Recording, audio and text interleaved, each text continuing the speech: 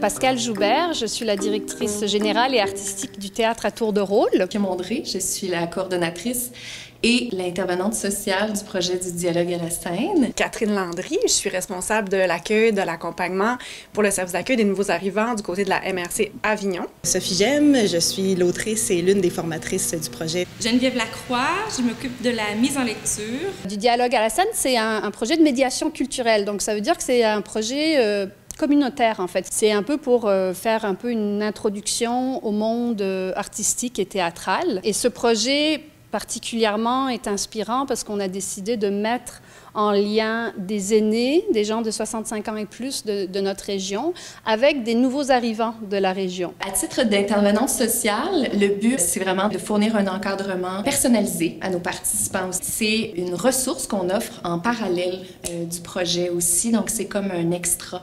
C'est vraiment pour veiller à ce que nos participants respectent leurs limites tout au long, puis puissent être à l'aise en fait de partager ce qu'ils ont à nous partager. Pour les stratégies de recrutement, en fait, ça a été d'aller chercher les gens directement dans leur milieu, discuter avec les intervenants qui travaillent surtout auprès des personnes aînées dans la région. Notre stratégie pour aller recruter des personnes nouvelles arrivantes et ou immigrantes dans la région, ça a été de faire affaire avec le SANA, avec Catherine spécifiquement, qui nous a mis en contact en fait avec des personnes qui seraient intéressées à participer au projet, puis comme de fait qui se sont inscrits. Le projet du dialogue à la scène, bien, il cadre complètement dans le genre d'activité qu'on voulait proposer parce que le nouvel arrivant, il passe de faire une rencontre super privilégiée avec une personne, ça, comme ça déjà c'est super riche, puis ben, je veux dire à la fin du processus, il se retrouve lui-même sur scène avec la communauté qui le regarde, qui l'écoute, il peut partager qui il est, c'est juste vraiment magnifique, c'est trop une belle opportunité. Un de mes objectifs en venant m'installer ici et en travaillant pour cette compagnie, c'était d'implanter cette compagnie de théâtre encore plus dans la communauté locale. Et donc, une des premières choses qu'on a faites avec Dany Michaud et moi à mon arrivée, c'est qu'on a proposé le projet de la confidence à la scène avec Sophie Gemme, qui était autrice et formatrice. Et ça a été un premier projet à mon arrivée où on a vraiment fait un projet avec la communauté locale. J'aime que les choses dorment, se reposent. Moi, je me réveille dans ce temps-là. On a tellement appris de leurs discours, de leurs discussions, de leurs histoires, de leur vécu, de la baie des Chaleurs et de notre région, qu'on s'est dit que ce serait vraiment enrichissant pour les nouveaux arrivants d'avoir cette même expérience, même plus intime. Donc, c'est pour ça qu'on a décidé de créer des duos, un dialogue entre deux personnes comme ça qui ne se connaissent pas.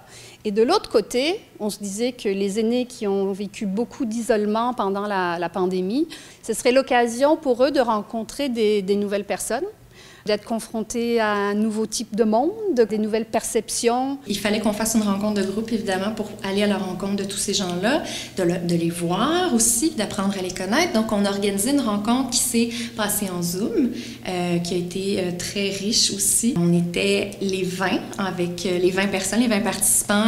Puis ce qui est bien aussi, c'est qu'on va avoir la chance de se rencontrer aussi en présentiel. Donc, ça va changer un peu aussi la dynamique de groupe. C'est moi qui est en charge d'écrire les textes théâtraux qui émergeront des rencontres. Je suis l'une des personnes qui animent les ateliers aussi, donc avec Kim Ondré.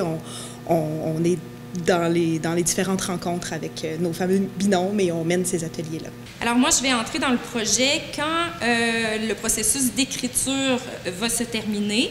Donc moi, je vais prendre en main les rênes pour faire des ateliers, des activités avec les participants pour les aider à être confortables sur scène. Donc, travailler, par exemple, leur diction, leur présence, évidemment, travailler leur projection.